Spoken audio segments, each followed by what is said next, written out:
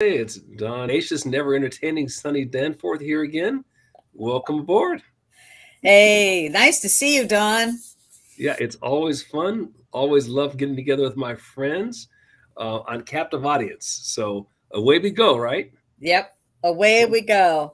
All right, all right. So there's lots of stuff to talk about, and we always meander anyway. So I thought a good one to start with was I was looking at the New York Times a few days ago, and I try not to, but I have to know what the enemy thinks every now and then. So I pulled up the New York Times, and there was an article about the dramatic drop in school attendance nationally. So public school attendance is off 10% so far this year, which is a huge number when you think about it. So that part wasn't surprising. I mean, for a lot of reasons, people just aren't going back to public school. But the shocker was the rationale that they gave in the article for what they thought were the reasons why people weren't going to public school. So it was things like uh, people weren't used to going to public school anymore. They've fallen out of the habit because of COVID. They they just were they were afraid of getting other diseases or germs, and so that was another reason. They just weren't used to going to. I'm thinking to myself, I can't believe they're writing this. It's not like people give up their right to free daycare that easily. Right, Yeah. right. So completely ignoring that reasons people may not be going back is that they're tired of Johnny learning that he's not really a boy and Sally learning that she's not really a girl, and their teacher being some person who's seriously demented in terms of what they're teaching. Nothing about CRT being the reason, BLM being the reason, uh, teachers teaching black kids hate white kids hate black kids. None of that could have anything to do with it. School violence. None of that. Gender dysphoria. None of that could teachers blocking uh, uh, parents from even learning the curricula that their kids are being taught. None of that could have anything to do with this sudden drop in public school attendance. Anyway, just thought I'd throw that out there for starters. Thoughts, Sonny? Well, I'll tell you what, that's crazy. You just named all the reasons why school attendance is going down, and there's more, you know, um, and there's more. Mhm. It's and other areas, and to go add a little bit more to that, I just posted a link to an article that is from the Cascade Policy Institute, Catherine Hickok, that says outstanding year for school choice. So this is the opposite of not why school attendance is down, right?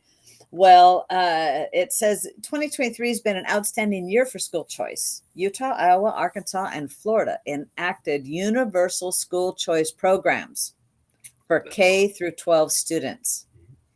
And families who opt into these programs may use a portion of their state education funds to pay for education costs, including tuition or other education services. Well, you know what? That's what it should be, right? Yeah, no, absolutely. I mean, what the radical left has done is they've single-handedly taken a fringe movement that everybody used to think was weird, and that was homeschooling, and Yep. made it the way to go. You used to hear the question when we originally homeschooled, like, how will they get socialized? And us homeschoolers always thought the answer to that is really well. Right, right. In fact, I saw a Facebook post by someone I know that said, well, homeschooling's about to start and we're headed for a geography lesson, and we're going to be taking a trip, you know, and Right. over to South Dakota, I think it was. And you know what? I'll tell you what.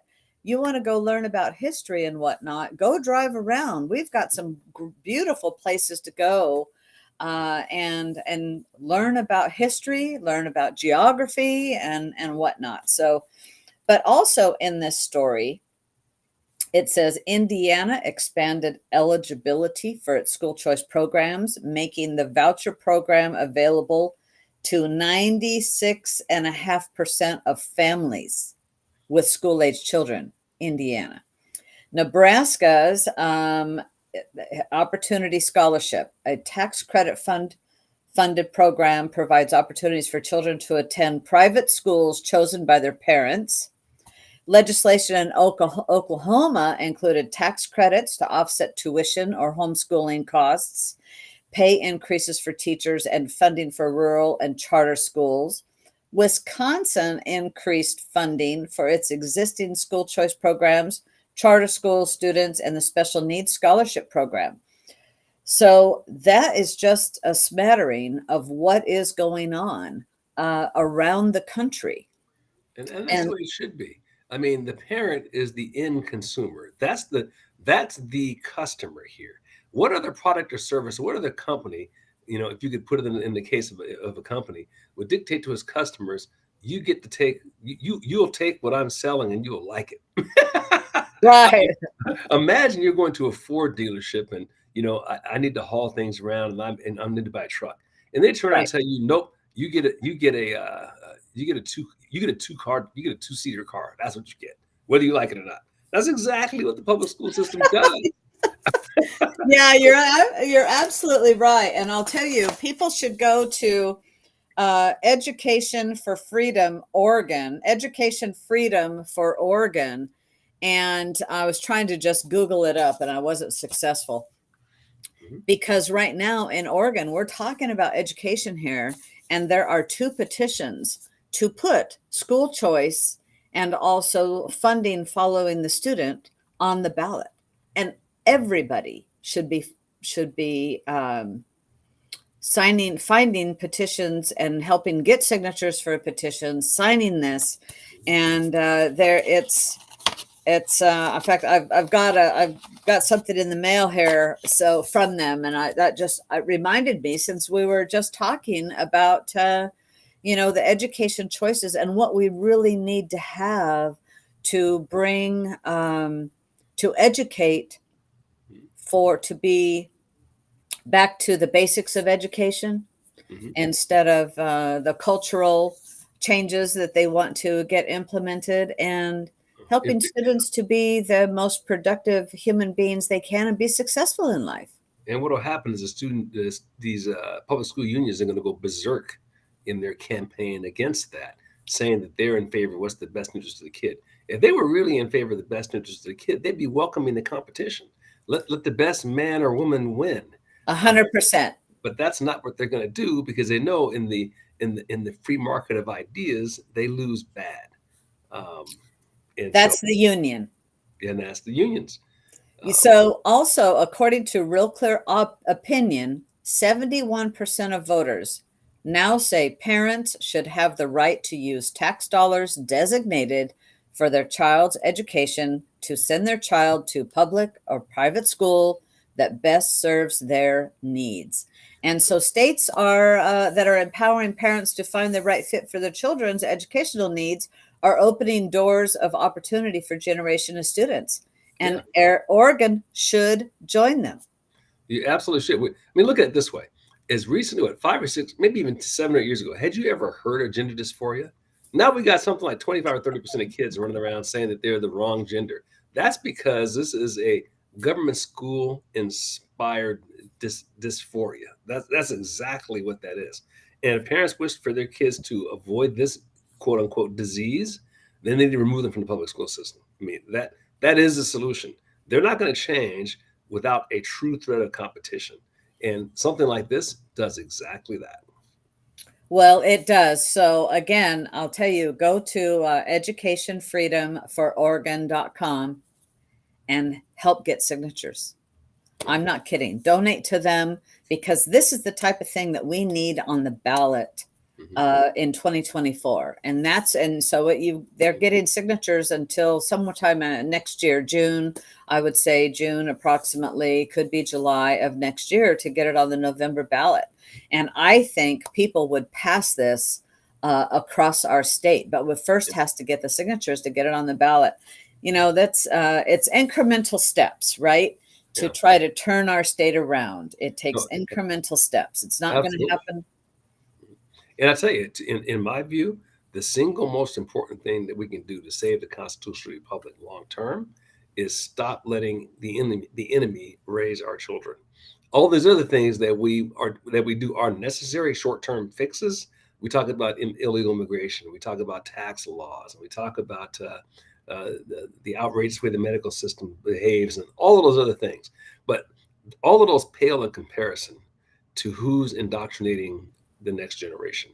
because none of that matters if the next generation grows up to be a bunch of commies.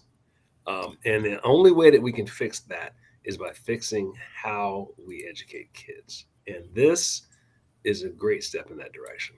And I'm Yeah, so it is. thrilled that Americans are removing their kids from the system in bigger and bigger numbers, and that states are starting to pass bills like that to put the money back in their pockets where it belongs. These are our dollars. You shouldn't be forced to pay for a system that you completely 100% disagree with. Absolutely. And this is where if enough people fight back. So I just posted it Mm. as well as Lori did. Thank you very much. And the website to Education Freedom for Oregon. And if enough people, I really believe that we are in the majority. And so we just have to be more vocal about it, stand up and speak out. It doesn't mean you have to be mean, right?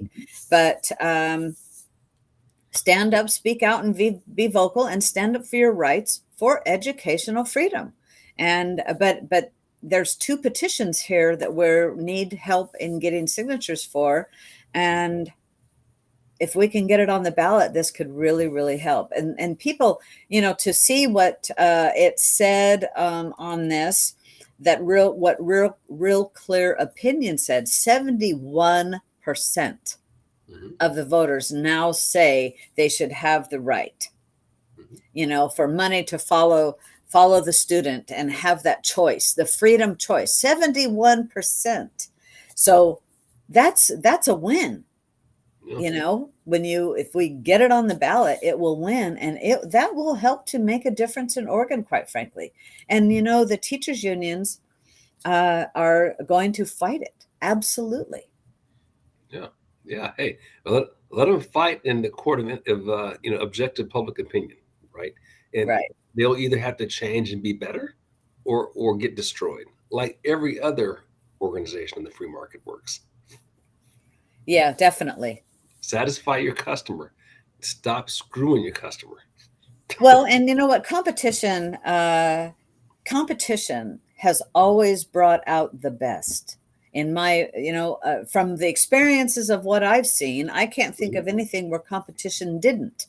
I mean, we have more auto manufacturers, you have more choices. We didn't just have to settle for one, you know um, so Yeah. many choices. Yeah, you should have multiple choices. I mean, if you want the option of public school, yeah, you should be able to choose that. But you should also be able to choose private or home or Christian or whatever type of educational, and your dollar should follow you.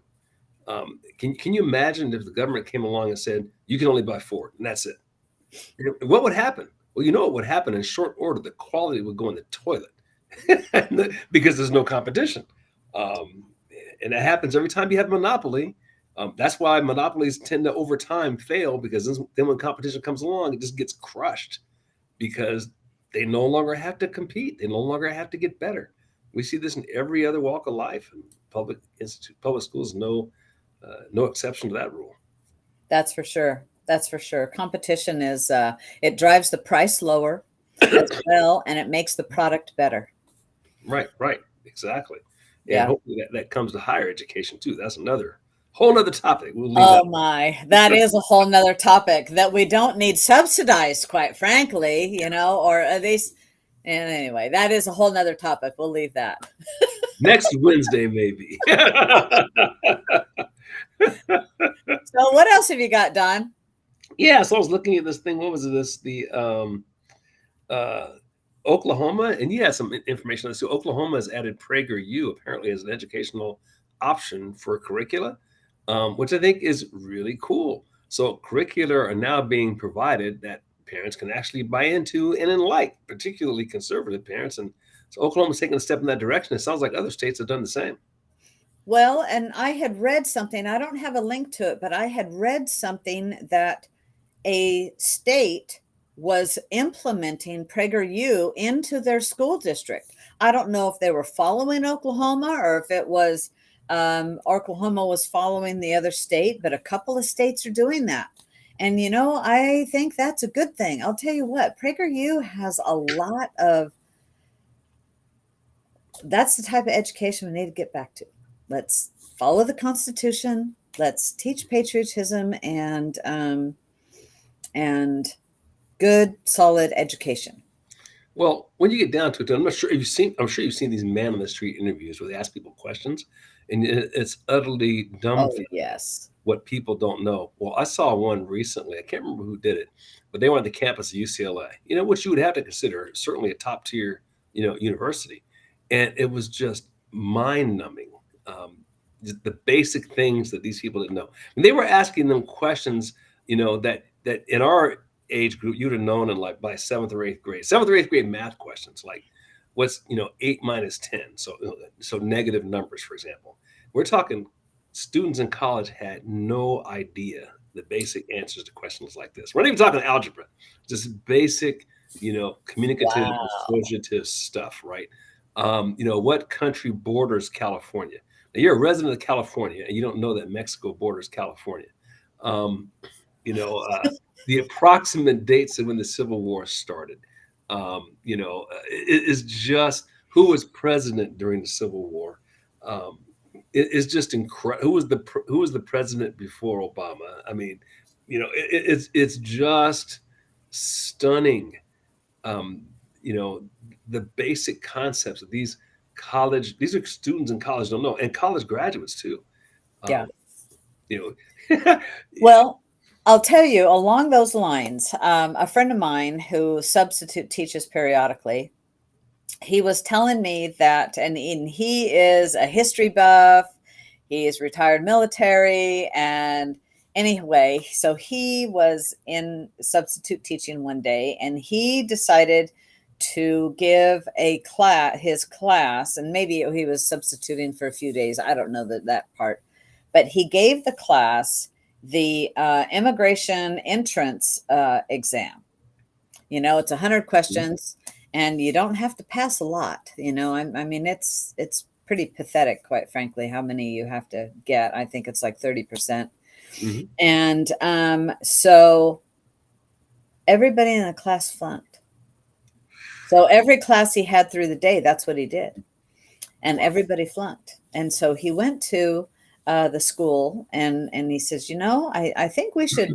I think we should improve on this. I think we Mhm. should teach some of this stuff, right? Mhm. And I'm thinking that hopefully opened a door Mhm. in the school, and and it starts somewhere, right? It Mhm. starts by somebody helping to open the door to expand the education, to help the students, and it is in a small district, but Mhm. it doesn't matter the size of the district, quite frankly.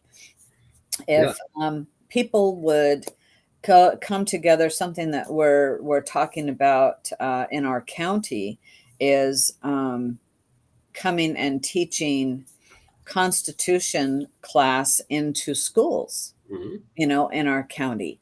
And, they're mandated by the government to have a, a class. Mhm. Well, they might as well make it a conservative class, Mhm. right? And I'm sure Prager University or others have there's lots of other constitutional type education resources out there, a lot of them. We've got Cornerstone. There's I can't think of I can see them in my head, but I'm not thinking of them. Liberty something or other, um, that I think could help Yeah. open the door Yeah, to. you look at it and what they it just blows your mind. What are they doing all day? I mean, I'd heard this. My nephews were going to a high school. This is here locally, like 10 years ago. And my sister was telling me, yeah, in like their senior year, they have times where, like, let's say it's their last term, they just go to school and they watch movies. Can you imagine? I mean, they watch movies like you see on TV, or as you go down to the theater and see. That's what they're doing. You mean to tell me your tax dollars are going for kids to go and like watch movies all day? I went to a local school because I wanted to visit one of the coaches that worked with one of my sons. Not that he was going to that school. And I walk in the classroom, the teacher's reading the newspaper, and the kids are like just like hanging out. And nobody, and I'm a stranger, by the way, grown man walking to campus. Nobody accosted me, asked for ID, nothing. I'm walking through the building like it was no. It's just it's just mind numbing. Yeah. What's allowed now. And not to mention, I know I digress a little bit, but the dress of the girls in the high school was absolutely appalling. Let's just say I've been to places in Vegas where they have more clothes on, right? Well, now that's a conversation I recently had Mhm, that a school district not too far from here has just passed that the mini tops, midriff mhm, tops are coming back in style right now. mhm, So here you have they're allowing those in school and spaghetti straps. mhm. And I frankly I just don't think midriff tops in school is appropriate. You Well, I got know, to tell you, it's I used to be a teenage boy, and I'm telling you now, you ain't learning nothing with teenage girls walking around wearing that stuff. no, you're exactly, The fact, Jack. exactly.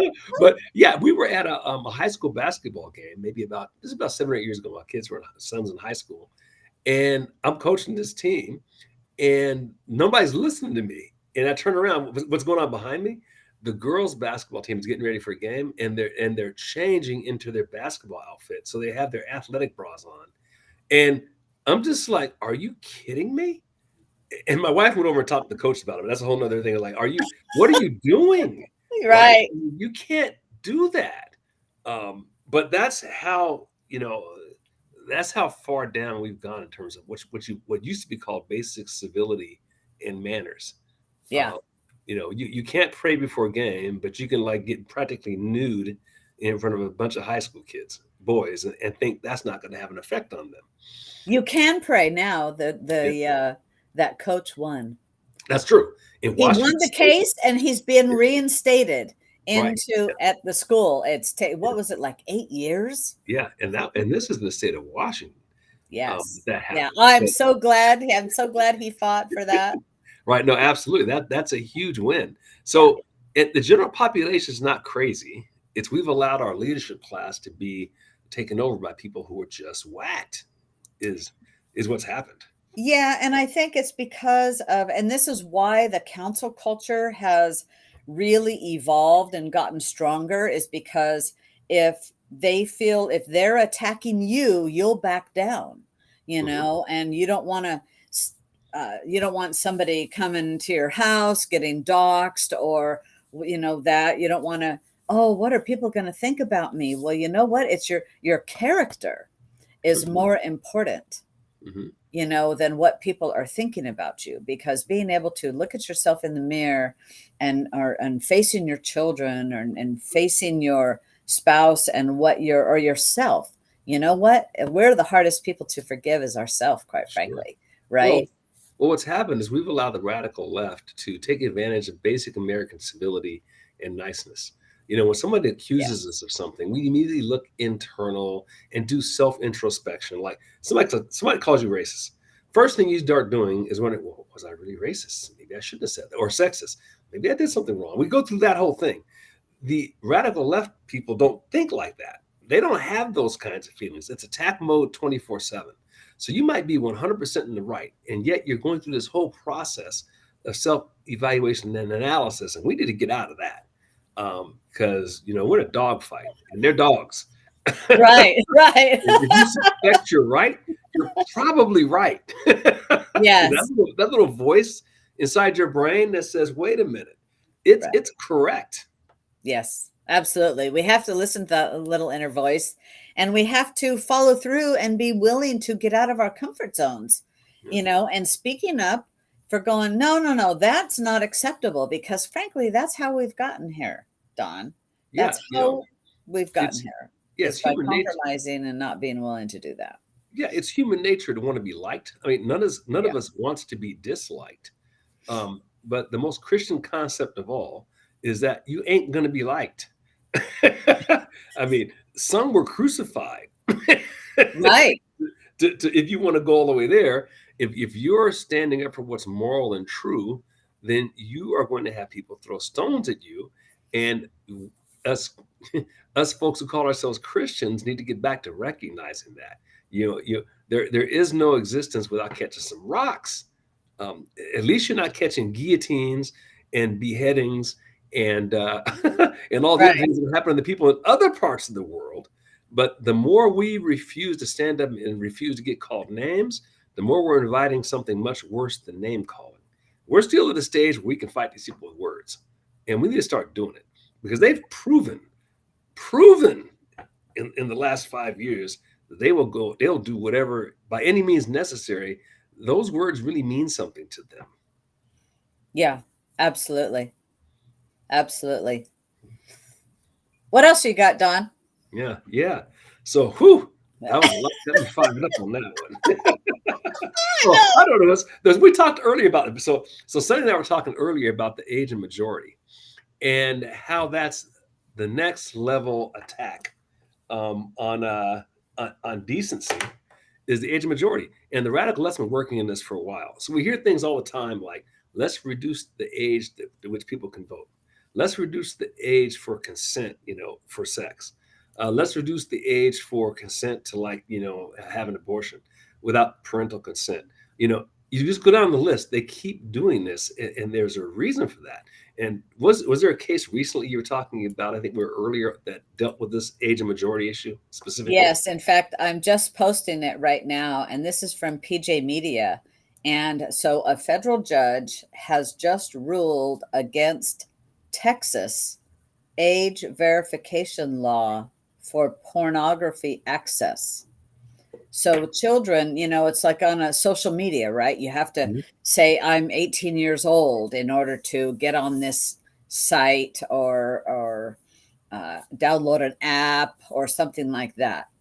Well, this judge in Texas has basically said this is a violation of First Amendment right.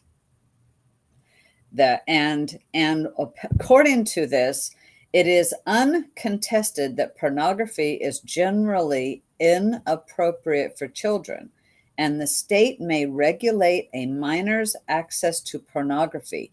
And that is Ginsburg's a decision, 390 U.S. at 63. The strength of that interest alone, however, is not enough for a law to survive strict scrutiny. The state must still show that HB House Bill 1181 is narrowly tailored and the least restrictive means of advancing that interest. And it fails on both grounds. So the state of Texas has House Bill 1181 as protecting minors. Mhm. And they're defending that it protects minors. It is not tailored to the purpose. Rather, and it says here, rather, the law is severely under-inclusive. When a statute is dramatically under-inclusive, that is a red flag that it pursues forbidden viewpoint discrimination under false auspices, or at a minimum, simply does not serve its purported purpose. And so, it's you used to be able to, back in the 90s, in fact, this article says some older readers may remember back in the 90s when Las Vegas tried to rebrand itself as a family-friendly destination, right? But yet Vegas's nickname was Sin City, and now it's whatever happens in Vegas stays in Vegas. Well, unless it's contagious. Um, and so this is not right. We have age restrictions on alcohol, Mhm. on voting, on guns. You can have to be 18 to have a long gun, and you have to be 21 to have a firearm, a pistol. Mhm. And you have to be 16 to drive a car, right? To get your driver's license. You can get your permit earlier, but Mhm. 16 to, okay, now you're old enough to go, drive, and 18 to vote. So we've Mhm. had these age minimums Mhm. forever. Maybe not forever, for a long time. Well, sure. Yeah. And you have restrictions if a movie's R-rated Mhm. or PG. Movies are rated, And they used to actually for enforce that. minors. You remember we were in high school, you couldn't go in. PG. What was seven? It was R17, I think it was. If you weren't 17, your parent wasn't with you, they would stop you at the door. I don't think they stop you at the door for anything anymore. And speaking of Vegas, I think this is an interesting point. Case in point, the general decline in civilization. So I used to have a sales job. I was in Vegas all the time, like in the Mhm. late '80s, early '90s, and you could be on the strip, and if it was after dark, police would be on the lookout for people who were under 18, and they would send you home, or you were going through a casino. You couldn't stop in the casino if you were under 18 or 21. I can't remember. Under 21, you'd be going to your hotel room, right? Or you'd be like escorted out of the place. You couldn't be in gambling places, for example. They would escort you out. The places where they would have the girls doing their dancing or whatever, those were like in back areas of the hotel where Right. you would see them on the way to your room. So if you were a family and you were going to like one of the big hotels, you wouldn't have to go past all that stuff. So fast forward to more recently, I was down there about 4 or 5 years ago. I was shocked at the decline. So even in a place like Vegas, they still had civilizational rules, is what I'm saying. Those seem to be tossed out the window. And I'll just give you a few examples. So walking on the strip, this is the nice part of the strip, not the old town part of the strip, but the new town, down by Caesar's Palace, that sort of thing. It's dark, and there's teenage girls dressed in the attire of like a showgirl. But these girls are like 14, 15, 16, and they're out there posing with people who are taking pictures. So men who are taking pictures of them, and then they will sell them, X amount of money for these pictures, or whatever. You know, 15 or 20 years earlier, there's no way that would have been allowed, because they're minors. Um, Same thing with the hotels. You walk into the hotels, and they got now, if you're going to a room with your family, you're going by the pole dancers and the whole 9 yards, right? So it's like no enforcement of the stuff the way they used to enforce it.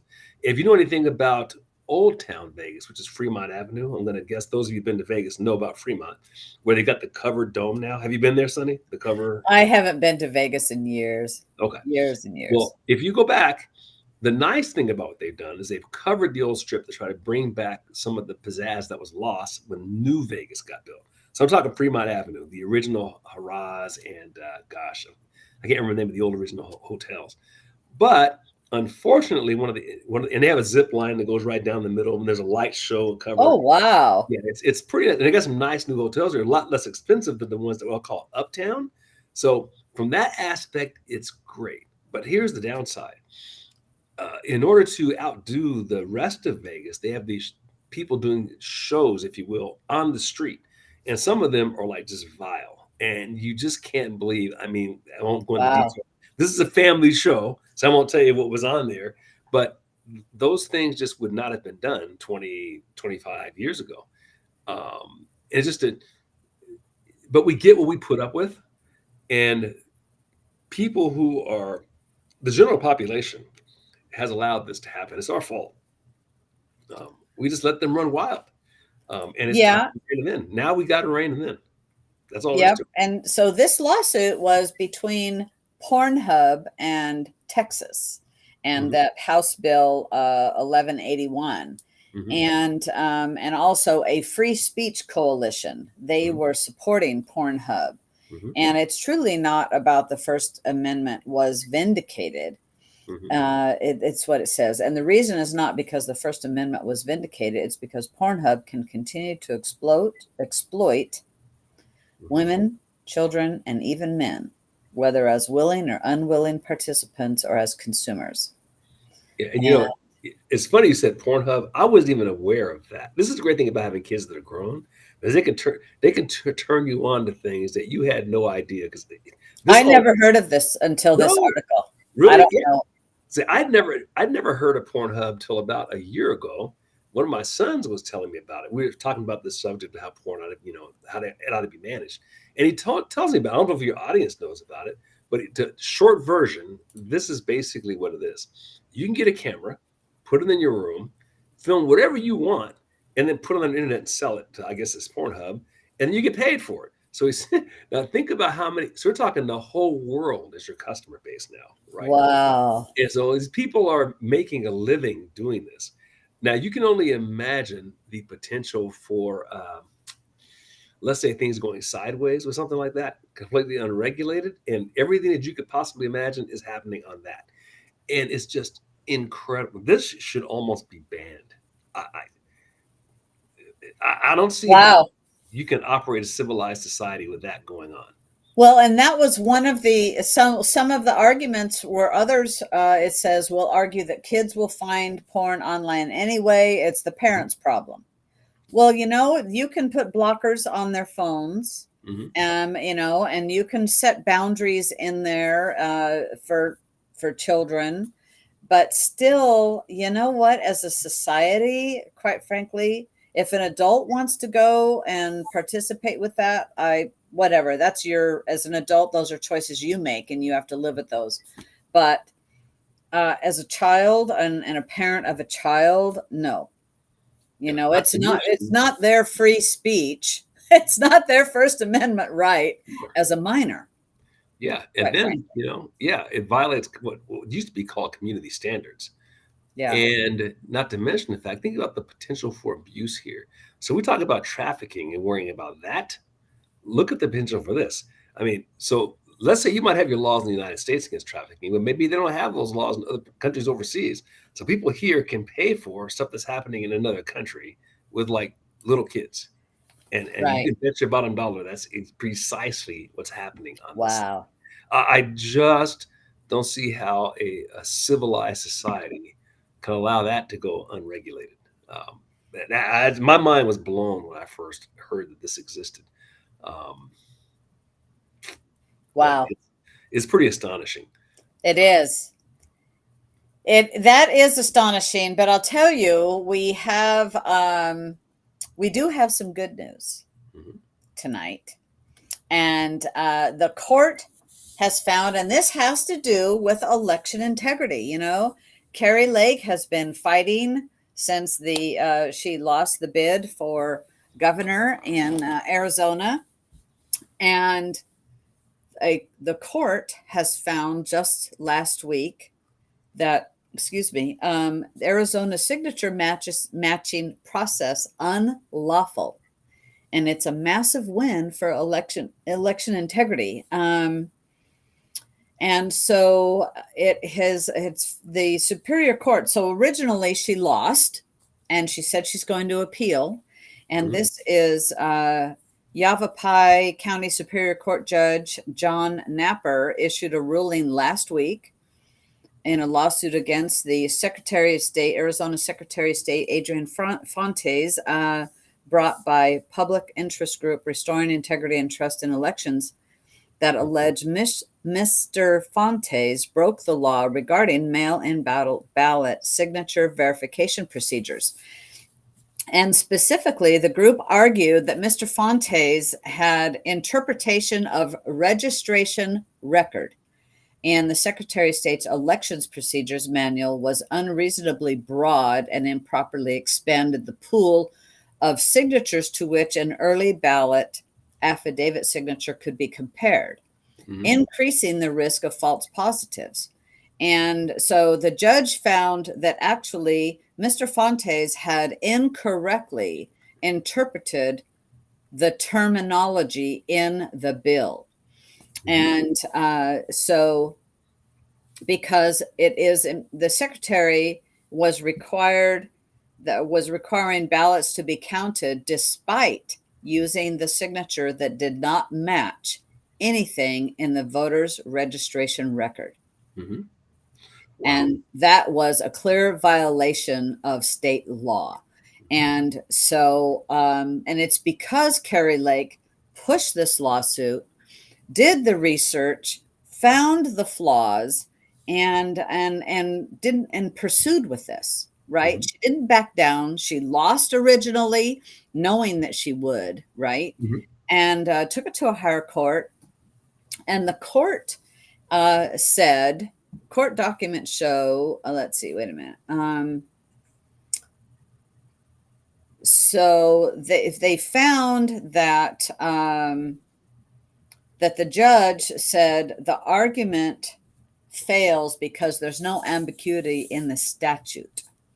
And he added that the statute is clear and unambiguous in that it requires the recorder to review the voter's registration card and no other documents bearing the voter's signature.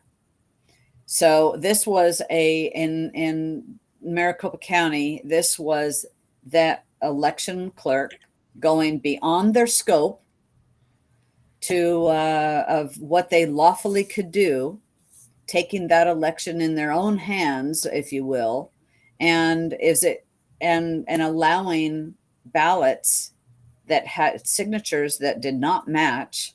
And I saw some of this. I followed this a little bit, Hmm. and I saw a little bit of this on the news and even in social media, and that the signatures truly did. Here's one they said that matched and passed the ballot passed signature verification. They didn't look anything alike. Hmm. Yeah. And one person they even had on a video, every second was just approving a ballot signature. Every second. I mean, you're not even looking at it. Yeah. A seconds are fast, right? Right. Right. And you're not even looking at it. So it's really good. And is this going to overturn that election? I don't know. I don't, because it is, as we were talking before we came on tonight, it is one step. And this would be the first step now that she has won. Now, it could be that now this was in a superior court. So could this go to another higher court? I don't know. Could this be challenged? I don't know. Maybe the state wants to challenge this, but I don't think so. So this is a good win. Oh no, absolutely. I think we have to treat this like the Roe v. Wade crowd treated that. I don't care if it takes 10 years, 20 years, 50 years, right? In that case, 50 years to win. But those 50 years of wins had a whole lot of little wins along the way. And that's how it's going to be. We're in a lifetime, multi-generational dogfight with these people that will never end. It never will end.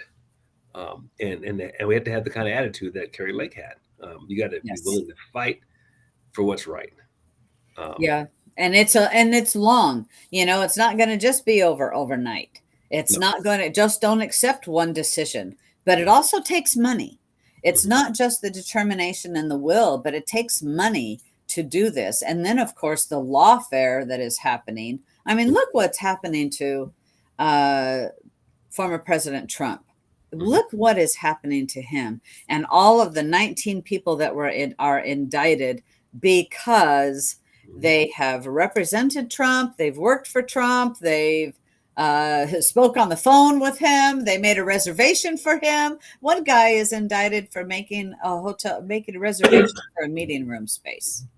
It's just a blatant assault on freedom. At the end of the day, that by itself is reason not to vote for them. You don't need to know anything else. Right, You really don't. If they're that scared of one guy, why? right. Why That's are they exactly calling him? it. If he's that big a stooge, if he's that dumb, if he's that uncultured, if he's that stupid, you would think that 80 million citizens would figure that out. Clearly, something's going on. And there's no reason for him to be doing this stuff.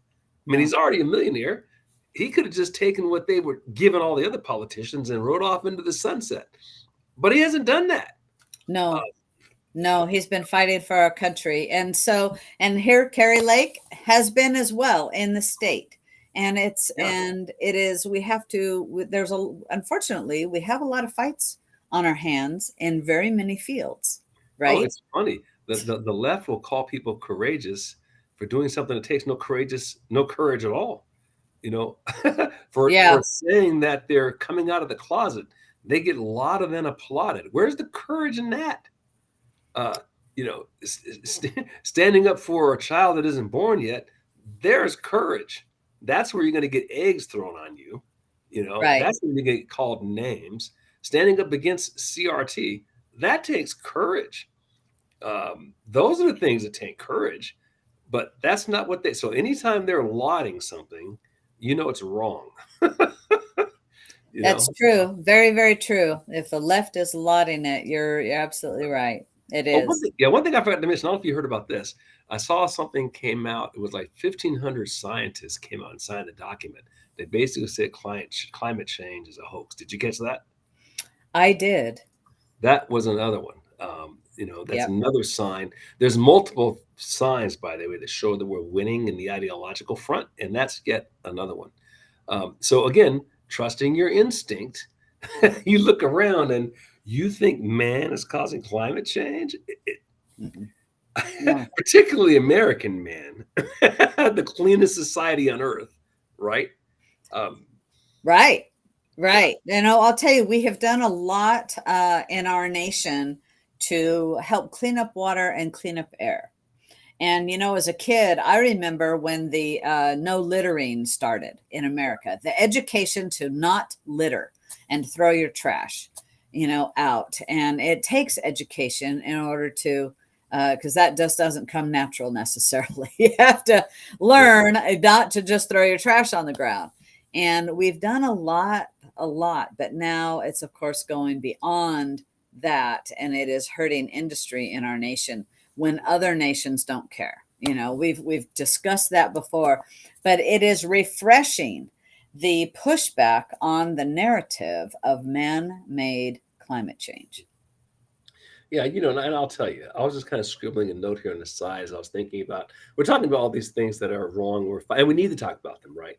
But sometimes you got to step back. It's like a coach at halftime of a game. You're in a tough game, the score is tight, right? But you got to also reflect on the things that you've done well or what's gone well. And you look at where we were 2 or 3 years ago, and I was looking at my little list here. You look at how people beat up Target for the way that they behave. Anheuser-Busch will like never recover. The public school system enrollment down in the toilet. Uh, got the voter fraud stuff we just talked about. Where people are figuring out that this stuff was fraudulent, evidence coming out. The COVID scam. More and more people are figuring out this thing is not just, not only does it not work, but it's like deadly.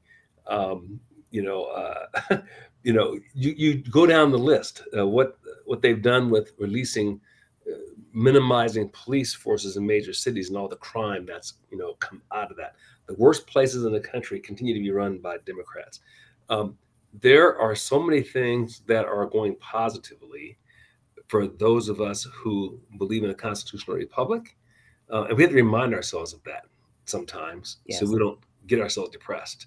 Yeah, we were like America when Pearl Harbor attacked in 1941, caught with our pants down, right, and, Right. and, and on our back foot. But people are waking up, and we're coming back.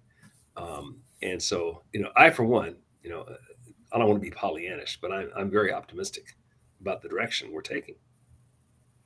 I am too.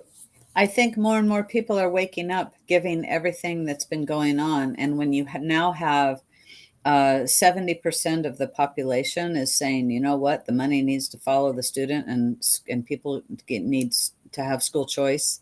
Hmm. That's a huge flip. And considering what it was just like 2 3 years ago, and there has been these gains don't happen overnight, but it's because of people like us Hmm. that are bringing these, talking about them, and like our audience sharing our program, Hmm. sharing captive audience around so that it will help to expose others. But and looking at alternative news, so many people have woke up to the fact of the fake narrative, Hmm. and that the mainstream media, is out there, and looking at alternatives. That's one of the beauties, actually, of the internet, is being able to look at um, and discern for yourself what you deem to be true. Hmm. And I will say, be mindful of that, Hmm. because I think there's a lot of fake stuff out there as well. There's a lot of psychological operations out there, I think, But that we have to be yeah, mindful of. it's like Milton Friedman once wrote a book entitled "Small is Beautiful," and you'd rather have a million small players than 5 or 6 big ones, right? Because it's much easier to infiltrate and destroy with just only 5 big ones than it is to infiltrate millions of small ones. Same principle applies to why I'm so big on things like public school and private school, because it's much easier to infiltrate a system of one, which is the public school system, than it is to go out there and destroy millions and millions of little mini schools. And that's precisely where we need to go with everything we can do. Small is beautiful. It's one of the reasons why we have 50 states, is the brilliance of the founders, right? You got 50 little countries that are working together. You might destroy an Oregon, but you got 49 to go. And the other 49 can look at Oregon and say, I don't want that. Yeah, right. Portland burning. We don't want that. You don't want that. Seattle, I don't want that either. No, no. So they were brilliant for that. And Yeah. so, that's my, I've always loved that Milton Friedman, small is beautiful. And there's a reason for it. Thank Competition of you for ideas. sharing that. Sure thing. Absolutely. He's one of my heroes. Oh, and by the way, speaking of that, if you want to see something interesting, those of you who are listening, go to YouTube and look up Milton Friedman on the Phil Donahue show. You remember the Donahue show back in the 70s and Oh, early yes. 80s? Oh, You yeah. will really enjoy it. First of all, you're going to enjoy the dress styles. And think to yourself, did I really dress like that? Oh, yeah. Oh, Guilty as, yeah. guilty as charged, by the way. but once you get past that, you're going to hear some great discussion from a moderator. Although Phil leaned to the left a little bit, it was civil. The audience was civil. And the intellectual discourse coming from this guy who was like one of the world's greatest economists ever. It was brilliant, but who could speak. And his wife, Rose, by the way, the same way, could speak to the common person using regular language to have you understand the most complex economic arguments. The crack about it is it's the same issues 50 years ago, right? The same stuff. I think you guys will really enjoy it. So YouTube, Milton Friedman on the Donahue show, you will get a blast from the past. All right. Hey, that's a good note to end on. Yeah. And Google it up. Google it up. Thank you so much, Don. Thanks so much. It's always fun, Sonny. I look forward to my wonderful Wednesdays with Sonny and the rest of the gang. And you guys go off and have a great week. And America number one. Go America. Amen. Good night, everybody.